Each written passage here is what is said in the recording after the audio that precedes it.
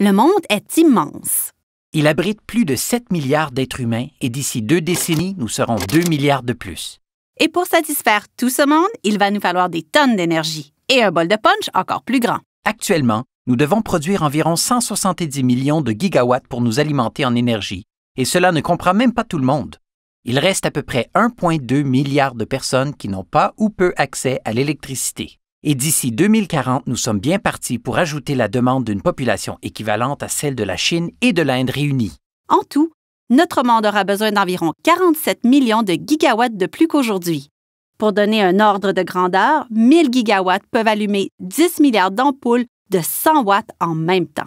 Ou renvoyer Marty McFly dans le futur 826 fois. C'est énorme. Mais cette hausse de la demande n'est pas uniquement due à la croissance de la population. Pendant que nous imaginons des moyens d'économiser l'énergie, il y a de plus en plus de gens qui utilisent davantage d'énergie.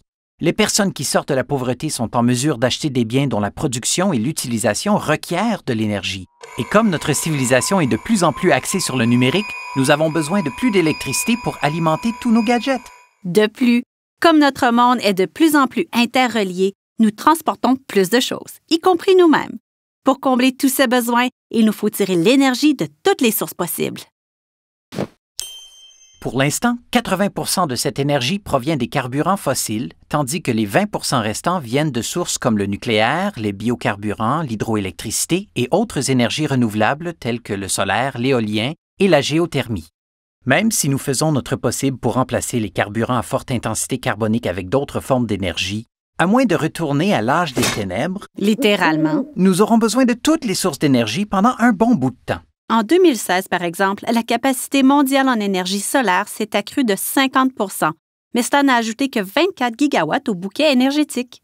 Et en 2017, l'énergie éolienne n'apportait que 52,7 gigawatts de plus dans le monde. Selon les estimations actuelles, les sources d'énergie renouvelables ne compteront que pour 40 % de la production mondiale d'énergie, et ce, en dépit des nouvelles avancées. Le reste devra donc provenir de mélange de tous les autres types d'énergie. Pour mettre tout cela en perspective, bien que le nombre de véhicules électriques connaisse une croissance rapide, on projette que dans 20 ans, il y aura sur les routes 280 millions d'autos électriques, alors que le nombre d'autos à essence doublera, passant de 1 milliard à 2 milliards. Ça fait beaucoup de plein à la pompe à essence. Mais le plus grand défi sera de produire suffisamment d'électricité, non seulement pour éclairer, chauffer ou climatiser nos maisons, mais aussi pour alimenter nos appareils électroniques, nos véhicules et nos gadgets, qui sont de plus en plus nombreux et de plus en plus accessibles. Les énergies solaires, hydroélectriques et éoliennes prendront une place importante dans la production d'électricité, mais même les plans les plus ambitieux seront bien loin de répondre à la demande.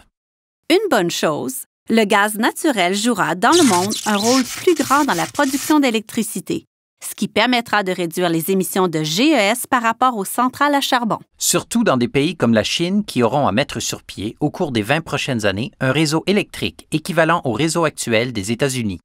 Sans compter l'énergie nécessaire pour manufacturer toutes les choses que vous, moi et tout le monde achetons. De fait, la production de tous les plastiques, caoutchoucs, vêtements et cosmétiques entraîne une hausse de 60 % de la demande en produits pétrochimiques dérivés du pétrole et du gaz naturel.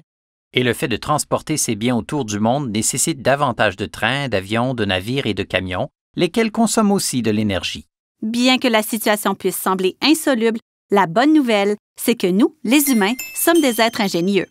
Nous réfléchissons à des moyens de produire et d'utiliser de façon plus efficiente tous les types d'énergie dont nous aurons besoin dans l'avenir, tout en minimisant leurs effets sur l'environnement. En rendant les énergies renouvelables plus accessibles et en réduisant notre utilisation d'énergie à forte intensité de carbone, en fabriquant des choses de façon plus éco-énergétique et en changeant nos comportements pour économiser l'énergie.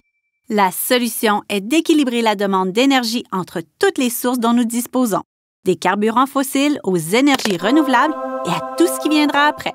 Une énergie qui permettra non seulement de continuer de vivre, mais de s'assurer qu'il y aura assez de punch pour tous dans le bol.